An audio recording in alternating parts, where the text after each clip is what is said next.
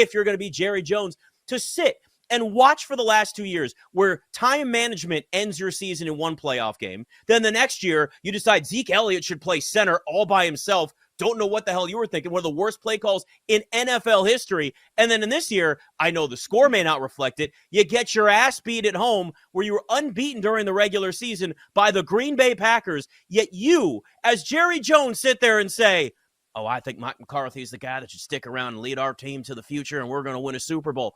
Good. Keep this going, because everybody that roots against Dallas, we love seeing it. If you're going to continue to accept mediocrity year after year after year and just roll it on back for another year, everybody outside of you Dallas Cowboys fans, Trista, is going to be absolutely ecstatic, and I'm right in the mix with the rest of them. They were up 27-0. I don't know what you do. He said it was the worst loss that he's ever had in 80 years. And you do nothing as a result of your worst loss in 80 years. We just keep everything the same. What is accountability nowadays? Do we not have any? You just don't do your job. You lose to the lowest seed in the entire NFL playoffs, and you literally you had to grab your ankles, no lube, and just straight take it on your own home turf, and we don't make any changes? Are we serious right now? Jerry Jones, he just needs to croak. It's time. I thought maybe he would be seeing the light, but it's time for us to give this legacy and this team over to his kids. I think they'd be making some changes, Ashu. I am livid right now. I am genuinely furious that I had to get that broken on the air. CJ, Bryce Young, how's it different? It's different in the way that they currently understand how to feed defenses. I think that Bryce Young will understand defenses down the road, but I think C.J. Stroud now understands defenses. He's bigger, he's stronger. It's just a whole focus on what he's supposed to do, and I was really impressed with that. I didn't expect that when I sat down with him and talked to him. I was very impressed with the way he dealt with questions about how he would approach defenses compared to other young quarterbacks. So to me, there's some things outside of the game that he has that I don't think people understood before he was drafted. And obviously the Panthers didn't. Again, I think that Bryce Young's going to be really good down the road, but I think CJ is ahead of him. But I think it's because the way he's able to read different defenses and understand his offense more than anything else. And he's got better weapons right now. Well, we know that he does now, right? Because he has made them so. But at that point in time, I think they were the worst receiving core ranked in the NFL. We had no idea who Tank Dell was going to be. Nico Collins had been banged up through the course of his young career. Dalton Schultz was a nice pickup from my Dallas Cowboys. Noah Brown, a nice pickup from my Cowboys. But he certainly elevated them a ton. You've covered this game a long time. Who does he remind you of in terms of other quarterbacks that were phenoms right away or turned into phenoms in the course of your time covering the NFL? That's a good question. I think that you have to go over the guys that are able to read defenses in their first year and understand them in their first year. And there's very few quarterbacks that, to me, Cam Newton understood defenses in his first year of playing in the National Football League, guys like that. I actually thought that Lamar, when he started playing every day, understood more than people thought defenses in a really different way than C.J. Stroud. So to me, he's like a lot of the other young quarterbacks. He's different than Josh Allen because Josh ran well in his first 2 years. C.J. doesn't run because he doesn't have to run, but I think he understands defenses and how to throw through them and over them, like Josh Allen did when he was with his first 2 years of the Buffalo Bills.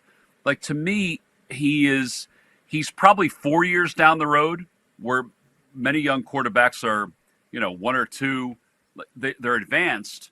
He's advanced beyond them. So to me, it's exceeded anybody's expectation. T, we'll start with you. Would you rather on a Wednesday, the Texans plus 9.5 or the Packers plus 9.5 this weekend? Would you rather? Water pistol to face, as they like to say. Oh my goodness. Listen, I'm not doing either. I'm just going to say that. I think the Ravens can cover easily. But CJ Stroud has been playing on another level recently, especially the way that they put up points on the Browns, which is the number one defense in the NFL. And you talk about the Ravens, they've been off ostensibly for 2 weeks. Really, so Lamar hasn't played in 3, and maybe they come out rusty, and maybe the Texans find a way to get Nico Collins and Dalton Schultz involved. Don't think Singletary is going to be able to do much, running the ball. They've been horrible in the last few weeks, but if I had to choose one, I think I would take the Texans. Yeah, the Texans are one of the teams when I looked at that and I saw them go past the key number 9 like that, and that 9.5, it's very tempting. I have not bet it, but if you go back and look, in the last 3 years, Lamar Jackson's 1-9 against the spread as a favorite of a touchdown or more. So when he becomes, he's been in these positions in the past. I know it's 3 years and there's injuries and there's a lot of things, but it's just something to think about when you get to the playoffs. Like, there's a team in the Ravens, right? Their mindset is, we got to win a Super Bowl. We got pressure on us. And then you got Houston on the other side of things, and they're just like, we're not even supposed to be here. Some of the most dangerous teams that we've ever seen in any tournament, right? March Madness, the NBA, NFL playoffs, whatever form of playoffs or tournament that you've looked at, it's the teams that are already overachieving and have nothing to lose. So Houston at plus 9.5 is not, I wouldn't blame anybody for betting that. I'm tempted. I have not done it yet because I really love the Ravens, and the Ravens have a chance to also just blow Houston out of the water, because it feels like at some point this Houston train is going to come to an end, right? You're looking at it going, all right, they keep winning. They've already overachieved. Like, at what point do they hit that wall? And you go, okay, like, they haven't hit that level yet as a team. It's hard to bet against Houston, but the problem is the Ravens are a team that should and could win the Super Bowl this year. So out of those two, I definitely would go Houston plus 9.5. All right, Nick, we'll keep it right with you. Both are currently plus 325. Would you rather bet Lamar to win Super Bowl MVP or the Lions to win the NFC?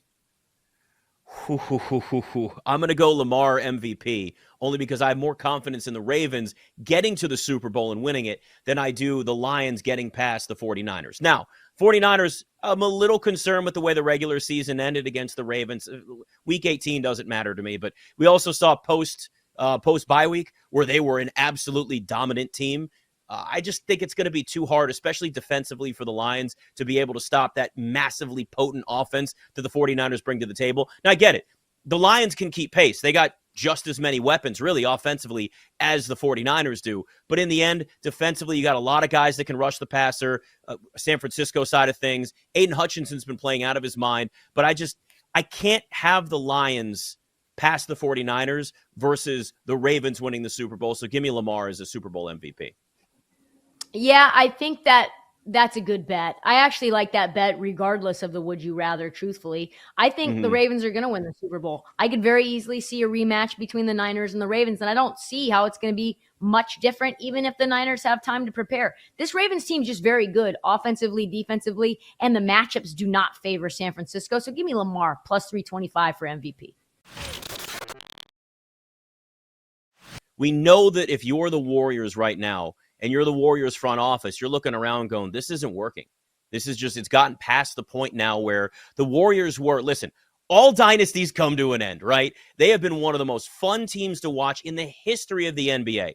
I love this organization. I love what Bob Myers built, and he knew what was coming down the pipes, just like Sean Payton knew in New Orleans, right? He's like, this team's, you get out what you can get out. You can see that everything's coming down to, like, it's all snowballing together, right? Sean Payton knew in New Orleans, hey, man, we're going to have no cap space. This team's got Drew Brees is out. It's time for me to go too. If you're Bob Myers, you said, I think this team's starting to get older, and there's not really going to be too much flexibility to build what I've already built. You have that legacy. It's done. But if you're the Warriors now, you still have to move on past that, right? Like, Bob Myers may not be there, but you now have to look at how can you maximize whatever's left, whatever juice is left within this core that's still out there. Steph has been struggling recently, but we know there's he's carrying a huge load. right? Like there's a certain point where there's only so much that you can do. We're watching Steph have like 2 for 10, 3.9. And occasionally he did that before, but like you can just see this team wearing down. Pascal Siakam was a big target for them. Pacers offered a better deal. That trade went down.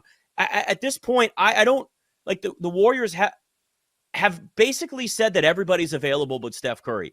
But if I'm being honest with you, Trista, I don't see them trading Klay Thompson unless it's it's something that they can really flip this team around. I don't see them trading Draymond Green unless it's involved in some sort of trade that's going to really make this team better. But I don't know if like a lot of NBA teams are looking at the Warriors right now saying, oh, we want Klay Thompson. Oh, we want Draymond Green. Like those are guys we want. We'll give up a younger star or some assets or whatever. They're not going to want assets. They're going to actually just want players.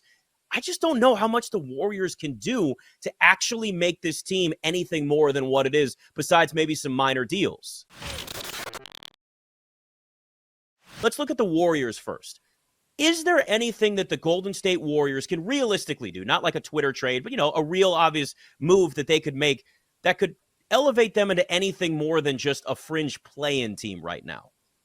I can't see it, Nick. I really can't. And that's really the task for Mike Dunleavy, who's in that front office for this team and making moves for them and making those decisions. Like they're strapped with cash, right? So you can't bring in some big name or make some big trade, because at the end of the day, as great as Steph Curry is, as great as Klay Thompson is, if I'm a potential trade piece, like maybe just for example, right, like a Pascal Siakam, right, who would have been nice for that Warriors group, I'm not sure on how many shots I would get within that offense, right? I mean, with Draymond Green as a facilitator of that offense, my role within that, especially with me coming in as a trade piece and I'm trying to find some type of home and really plant my feet 10 toes down to make sure that I can stay here and grow something with this, I'm not too encouraged and enticed by that, because Steph Curry, as I mentioned, as great as he is, I mean, how many more years are we going to see Steph be able to be Steph? Right? That clock is ticking down. So I don't want to be in that situation where I'm stuck and I don't have anywhere else to go with the Warriors. So I don't realistically see any moves that they can make that can improve what's going on with them. They just have to stay put with what they have. I mean, we thought we saw something and then maybe try and turn a corner last Friday.